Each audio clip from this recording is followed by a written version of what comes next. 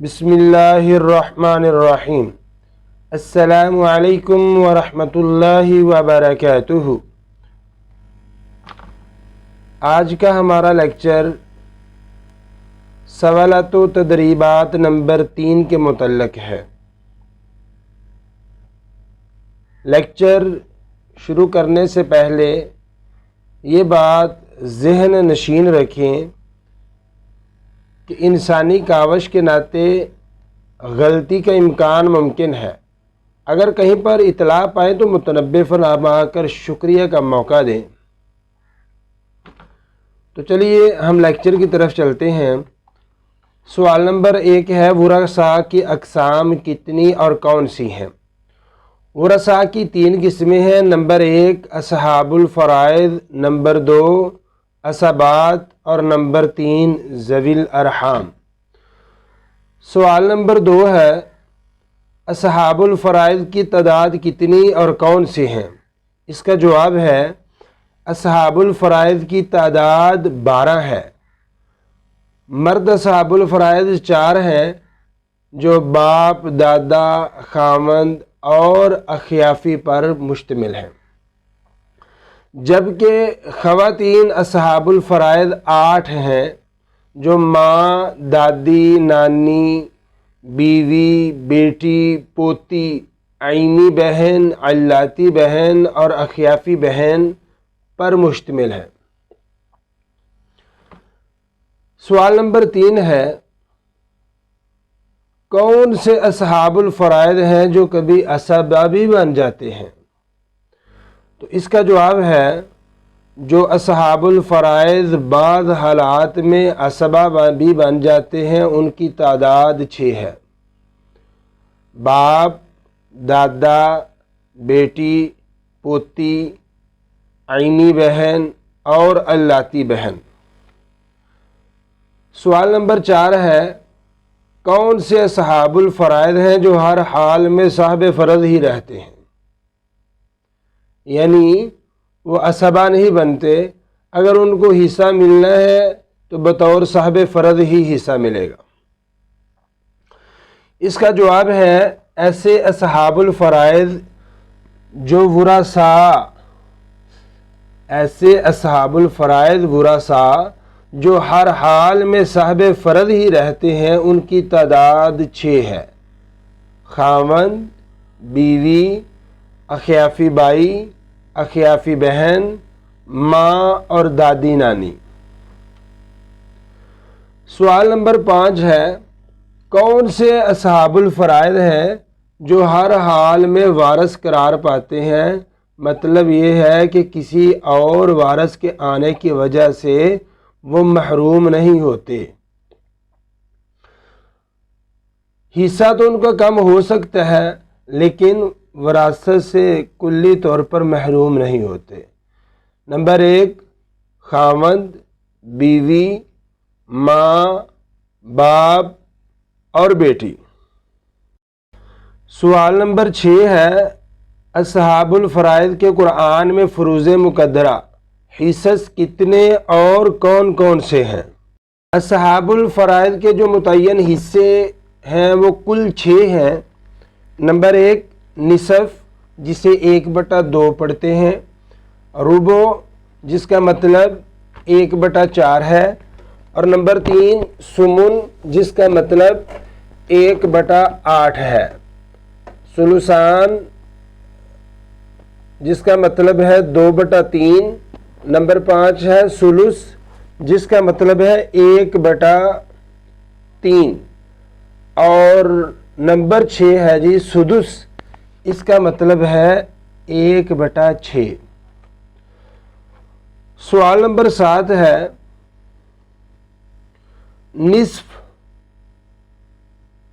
نصف لینے والے ورثاء کون سے ہیں؟ یعنی 1/2 کا حصہ لینے والے ورثاء کون سے ہیں؟ خاوند، بیٹی، پوتی، عینی بہن اور علاتی بہن۔ یہ ایسے ورثاء ہیں جو بعض حالات میں نصف لیتے ہیں، یعنی کل جائیداد کا آدھا حصہ لیتے ہیں۔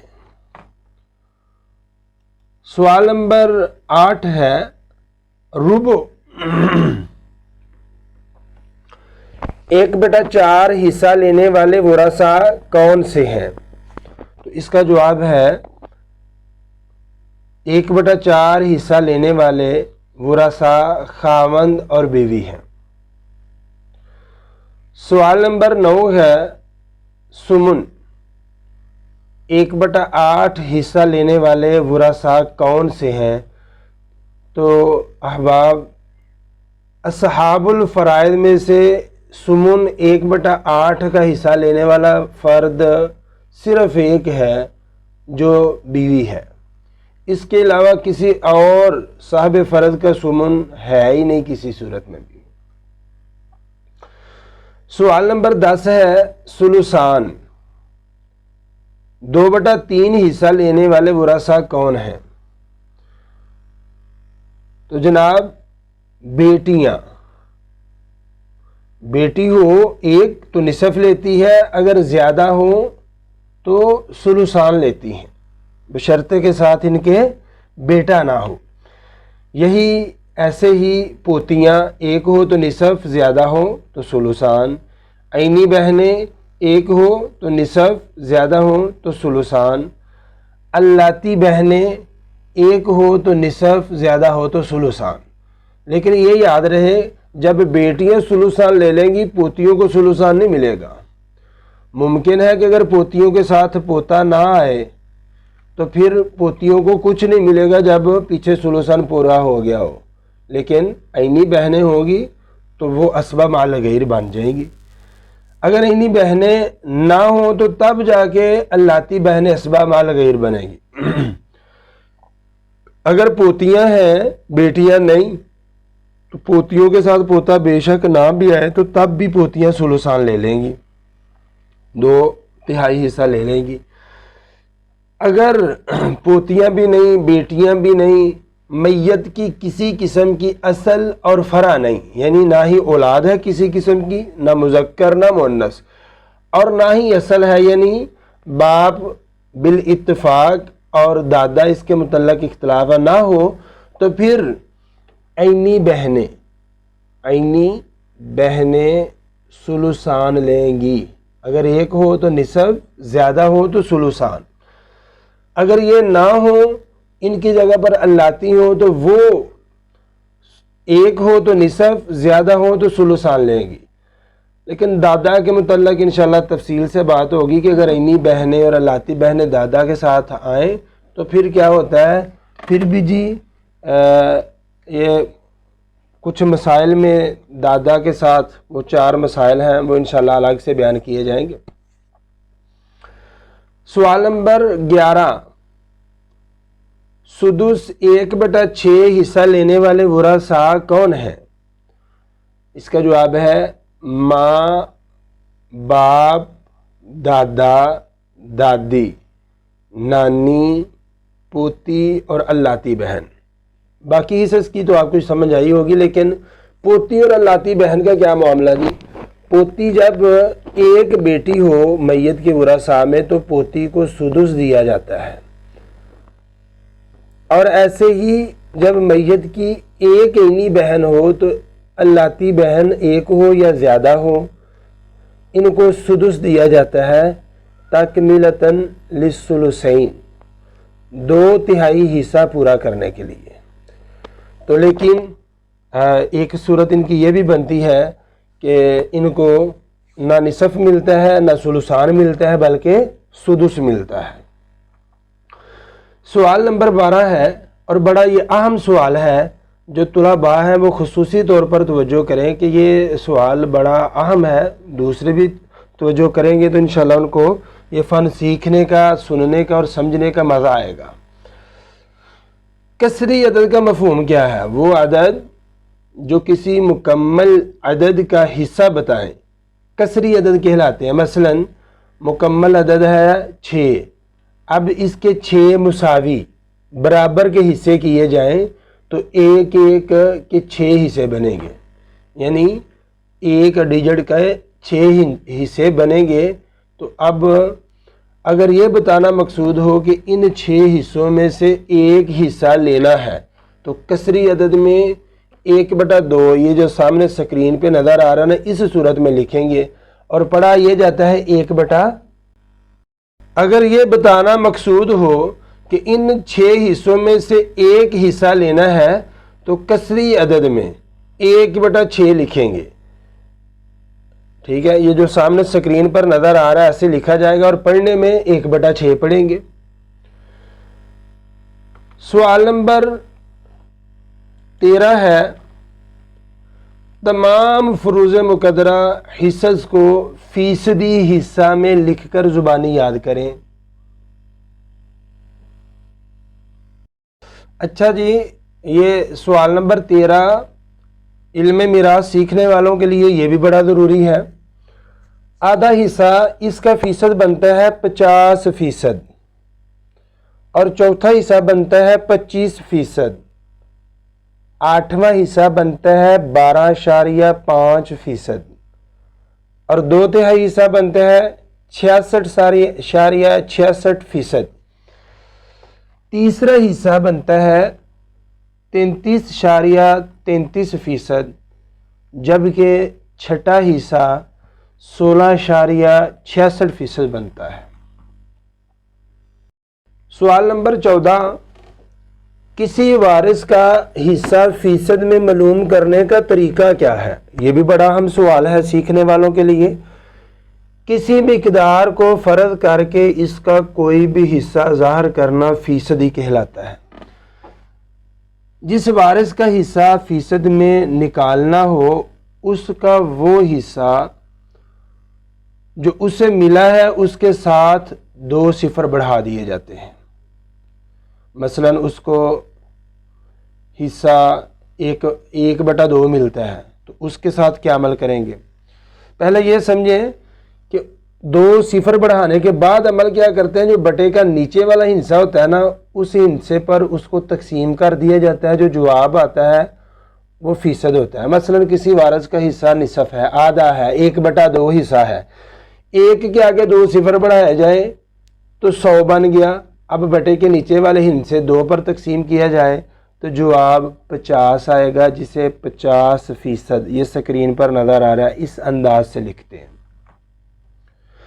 سوال نمبر 15 ہے، عصبہ کا لغوی و اصطلاحی معنی کیا ہے؟ اس کا جواب ہے، لغوی معنی لفظ عصبہ اور تعصیب سے ماخوذ ہے، یعنی عصبہ مجرد مادہ اور تعصیب مزید فی کا مصدر سے ماخوذ ہے، جس کا معنی احاطہ کرنا یا مدد کرنا کے ہیں۔ اصطلاحی معنی وہ رشتہ دار جو ذوی الفروض کے نہ ہونے کی صورت میں کل مال اور ذوی الفروض کی موجودگی میں ان کے متعین حصص دینے کے بعد باقی بچ جانے والے کل مال کا مستحق ہوتا ہے، وہ عصبہ کہلاتا ہے جی۔ سوال نمبر 16 ہے، عصبہ کی اقسام کتنی اور کون سی ہیں؟ عصبہ کی 3 قسمیں ہیں۔ نمبر 1، عصبہ بنفسہ، عصبہ بغیرہ، عصبہ مع غیرہ۔ ان کی تفصیل جاننے کے لیے آپ میرے پچھلے جو لیکچرز ہیں ان کو سماعت فرمائے، وہاں پر انشاءاللہ آپ کو ان کی تفصیل مل جائے گی۔ سوال نمبر 17 ہے، عصبہ بنفسہ کے درجات کتنے اور کون سے ہیں؟ عصبہ بنفسہ کے 4 درجات ہیں۔ نمبر 1 بنوت، نمبر 2 ابوت، نمبر 3 اخوت اور نمبر 4 امومت۔ یہاں پر یہ بات یاد رکھیں اور ضرور یاد رکھیں، یہ جو ترتیب لگی ہے نا عصبہ کی، اسی ترتیب سے یاد کریں، انشاءاللہ آپ کو عصبہ بنانے میں کوئی دقت پیش نہیں آئے گی۔ سوال نمبر 18 ہے، عصبہ بنفسہ کے ہر درجہ کا نام اور افراد بالترتیب لکھیں۔ درجے تو پیچھے بتلا دیے، لیکن پھر سمجھے۔ پہلا درجہ ہے بنوت کا، جس کے افراد بیٹا، پوتا पड़पोता, नीचे तक जहाँ तक भी चले जाए, ये मैयत की जो मुज़क्कर औलाद है ना, उन पर बनुव्वत का लफ्ज़ बोला जाता है। दूसरा दर्जा है अबूवत का, जिसके अफराद बाप, दादा, परदादा, ऊपर तक जो मैयत के असल है, यानी बाप दादा की जानब ऊपर तक जहाँ तक भी जितनी दूर भी चला जाए, वो मैयत की अबूवत में ही शामिल है। तीसरा दर्जा अखुवत है का, जिसके अफराद आइनी व अल्लाती बाई, आइनी और अल्लाती भतीजा। चौथा दर्जा अमूमत का है, जिसके अफराद आइनी और अल्लाती चचा है, आइनी और अल्लाती चचादाद है।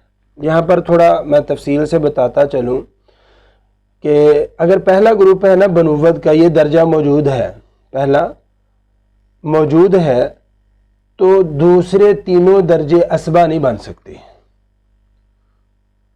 तो अगर दूसरा दर्जा अबूवत का मौजूद है, तो तीसरा दर्जा अखुवत का और उमूमत का ये कभी भी असबा नहीं बनेंगे। फिर जिस तरतीब से ये नाम लिखे हैं, मसलन बेटा और पोता दोनों मौजूद हैं, तो बेटे के होते हुए पोता नहीं बनेगा। बाप और दादा दोनों मौजूद हैं, तो बाप के होते हुए दादा, ये तो वैसे ही महरूम है, ऐसे ही पोता भी महरूम है। तो मेरे भाई तीसरा दर्जा जिसमें अफराद आइनी, अल्लाती बाई वगैरह बतलाए थे, आइनी बाई की मौजूदगी में अल्लाती बाई असबा नहीं बनता। अगर आइनी ना हो तो अल्लाती असबा बनता है। अगर अल्लाती बाई और आइनी भतीजा हो तो अल्लाती बाई असबा बनेगा, आइनी भतीजा असबा नहीं बनेगा। अगर आइनी और अल्लाती दोनों ही भतीजे हों तो फिर आइनी भतीजा असबा बनेगा, अल्लाती भतीजा नहीं बनेगा। चौथा दर्जा जो अमूमत का बयान किया है, उसकी तफसील ये है कि आइनी चचा के होते हुए अगर एक ही मसले में आइनी चचा भी है और अल्लाती चचा भी मौजूद है, तो आइनी चचा असबा बन जाएगा, अल्लाती चचा महरूम हो जाएगा। अगर आइनी नहीं बल्कि आइनी चचा की जगह आइनी चचादाद है, साथ अल्लाती चचा है, तो अल्लाती चचा असबा बनेगा, आइनी चचादाद महरूम हो जाएगा, क्योंकि वो दूर की पुश्त का आ गया है। ऐसे ही आइनी और अल्लाती चचादाद अगर दोनों मौजूद हों तो आइनी चचादाद असबा बन जाएगा और अल्लाती चचादाद महरूम हो जाएगा। सवाल नंबर 19 है, असबा बिन नफ्स किसे कहते हैं? इसका जवाब है, असबा बिन नफ्स का मतलब है बजाते खुद असबा बनना, यानी उसके अंदर अपने अंदर इतनी ताकत और कुव्वत होती है कि वो खुद असबा बन जाता है, किसी के असबा बनाने का वो मोहताज नहीं होता। और याद रखने की बात इसमें यह है कि असबा बिन नफ्स सिर्फ मुज़क्कर वरासा होते हैं, इनमें मुन्नस कोई भी नहीं आती। सवाल नंबर 20 है, असबा बिल गैर की तारीफ करें। नीज इसके अफराद कितने और कौन से हैं? असबा बिल गैर का मतलब होता है किसी दूसरे के असबा बनाने से असबा बनना, यानी उसके पास अपने पास इतनी कुव्वत नहीं कि वो खुद से असबा बने, लेकिन अपने गैर की वजह से असबा बन जाता है। असबा बिन नफ्स में किसी भी वारिस के साथ उसी दर्जे की उसकी बहन भी मौजूद हो, मसलन बेटा है ऊपर के दर्जे का, पोता नहीं, पड़पोता नीचे के दर्जे का नहीं, तो उसके बराबर के दर्जे की हो बहन, तो वो उसको असबा बना देगा। अपनी उस बहन को असबा बना देगा असबा बिन नफ्स, यानी ऐसी बहन जो अपने भाई की वजह से असबा बने, वो असबा बिल गैर कहलाती है। और वो 4 औरतें हैं जिनका हिस्सा निसफ मुकर्रर है ना, एक होने की सूरत में। नंबर 1 बेटी, नंबर 2 पोती, नंबर 3 आइनी बहन और नंबर 4 अल्लाती बहन। सवाल नंबर 21 है, असबा मअल गैर की तारीफ करें। नीज अफराद कितने और कौन से हैं? असबा मअल गैर का मतलब है किसी की मईयत में असबा बनना, यानी किसी खुद भी नहीं बन रहा, किसी के साथ आके भी नहीं बन रहे, बल्कि کسی کی وجہ سے بھی نہیں بن رہے بلکہ کسی کے ساتھ آ کر اسباب بن رہے ہیں۔ اسباب میت کی فرع اولاد، فرع سے کیا مراد ہوتا ہے؟ اولاد۔ صرف مونس کے ساتھ میت کی بہنیں آئیں تو اسباب مع الغیر بنتی ہیں۔ اس کے افراد صرف عینی بہن اور اللاتی بہن ہے۔ ذہن نشین رہے، جب عینی بہن اسباب بن کے حصہ لے لے تو اللاتی بہن بائی محروم ہو جاتے ہیں۔ یہاں پر ایک یاد رکھنے کی اور بھی بات ہے کہ عینی بہن اور اللاتی بہن کو حصہ تب ملے گا، کسی قسم کی بھی بہن ہے نا، اس کو حصہ تب ملے گا یا بائی ہے جب میت کی اصل اور فرع نہ ہو۔ اصل سے مراد باپ دادا وغیرہ اور فرع سے مراد بیٹا پوتا وغیرہ، مذکر فرع نہ ہو۔ اگر مونث فرع آ جائے تو اخیافی بہن بھائی تو محروم ہوگے، لیکن عینی اور اللاتی بہنیں سورۃ النساء کی آیت نمبر 176 کے مطابق یہ وارث تو رہتی ہیں، لیکن اور وہ حدیث جو ہے اس کے وجہ سے بھی ان کو اسباب مع الغیر بنایا جاتا ہے۔ سوال نمبر 22 ہے اسباب النفس، اسباب الغیر اور اسباب مع الغیر دلائل سے ثابت کریں۔ اسباب نفسی ہی، اس کی دلیل نبی مہربان صلی اللہ علیہ وسلم کا فرمان جو صحیح بخاری میں 832 نمبر روایت کے ساتھ موجود ہے، الحق الفرائض بأہلها فما بقی فلأولی رجل ذکر، صاحب فرض کو حصہ دو، جو بچ جائے وہ سب سے قریبی مذکر کو ملے گا۔ تو یہ خامند اور اخیافی بائی جو ورثاء ہیں ان میں سے خامند اور اخیافی بائی کے علاوہ اس حدیث کا اطلاق ہوتا ہے۔ اسباب الغیر کے حوالے سے جی دو خواتین جو ہیں بیٹی اور پوتی، ان کے لیے آیت نمبر 11 میں اللہ نے بتلایا ہے للذکر مثل حظ الانثیین، اور عینی بہن اور اللاتی بہن کے لیے آیت نمبر 176 میں فرمایا وَإِن كَانُوا إِخْوَةً رِجَالًا وَنِسَاءً فَلِلذَّكَرِ مِثْلُ حَظِّ الْأُنثَيَيْنِ۔ اسباب مع الغیر کی ایک دلیل جو ہے وہ لمبی روایت ہے جو صحیح بخاری میں ہی ہے 736 نمبر روایت کے ساتھ۔ ابو موسیٰ رضی اللہ تعالیٰ عنہ سے بیٹی پوتی اور بہن کی وراثت کے متعلق سوال کیا گیا تو انہوں نے بیٹی کو بھی آدھا دیا اور بہن کو بھی آدھا دیا، اور مسئلہ بتانے کے بعد کہا کہ جا کے عبداللہ بن مسعود سے بھی پوچھ لو، وہ بھی میرے اسی مسئلے کی تائید کریں گے۔ پوچھنے والے نے جا کے عبداللہ بن مسعود کو سارا واقعہ روداد سنائی کہ ابو موسیٰ نے یہ کہا ہے، یہ فتویٰ دیا ہے اور یہ بھی ساتھ کہا ہے۔ عبداللہ بن مسعود کہنے لگے اگر میں بھی ابو موسیٰ جیسا فتویٰ دے دوں تو میں گمراہ ہو جاؤں گا، ٹھیک راستے سے بھٹک گیا ہوں گا، میں تو وہی فیصلہ کروں گا جو پیارے حبیب نبی مہربان صلی اللہ علیہ وسلم نے فرمایا تھا، بیٹی کو آدھا ملے گا، پوتی کو چھٹا حصہ ملے گا۔ ثلثان پورا کرنے کے لیے 2/3 بیٹیوں کو 2/3 ہے وہ پورا ہو جائے گا، اور باقی جو بچے گا وہ بہن کو ملے گا، وہ اسبا بنے گی۔ ابو موسیٰ کے پاس پھر وہ سائل آیا اور آ کے اس نے بتلایا کہ میں نے عبداللہ بن مسعود کو یہ بتایا، تو انہوں نے آگے سے یہ جواب دیا ہے۔ تو ابو موسیٰ رضی اللہ تعالی عنہ کہنے لگے کہ بالکل عبداللہ بن مسعود مجھ سے علم میں زیادہ ہیں، جب تک یہ عالم تم میں موجود ہے مجھ سے وراثت کے متعلق سوال نہ کیا کرو، مجھ سے نہ پوچھا کرو۔ سوال نمبر 23 ہے اسبا کی قرابت معلوم کرنے کا فارمولہ طریقہ کیا ہے؟ میت کے ساتھ اسبا کی قرابت 3 لحاظ سے ہوتی ہے۔ نمبر 1 جہت، نمبر 2 درجہ اور نمبر 3 قوت۔ اس کا مطلب یہ ہے جہت 1 جیسے پیچھے بتلایا کہ قوت، مثلا جہت 1 جیسے بیٹا اور پوتا، ان کی جہت 1 ہے، لیکن درجہ مختلف ہے، ایک اوپر کے درجے کا ہے، ایک نیچے کے درجے کا ہے، لہذا اوپر کے درجے کا اسبا بن جائے گا، نیچے کے درجے کا محروم ہو جائے گا۔ بالفرض جو اسبا ورثہ آئے ہیں وہ درجہ میں بھی برابر ہیں۔ مثال کے طور پر بھائی ہے، بھائی سگا بھائی ہو یا شریک بھائی، درجہ تو ایک ہی ہے، لیکن جہت بھی ایک ہے، درجہ بھی ایک ہے، لیکن یہاں پر قوت مختلف ہے، ان کی پاور مختلف ہے، ایک سگا بھائی ہے اور ایک باپ شریک سگا بھائی ہے۔ تو لہذا جو سگا بھائی ہے ماں اور باپ دونوں کی جانب سے وہ اسبا بن جائے گا، دوسرا اسبا بننے سے محروم ہو جائے گا۔ سوال نمبر 24 ہے، ذوی الارحام کب وارث ہوتے ہیں؟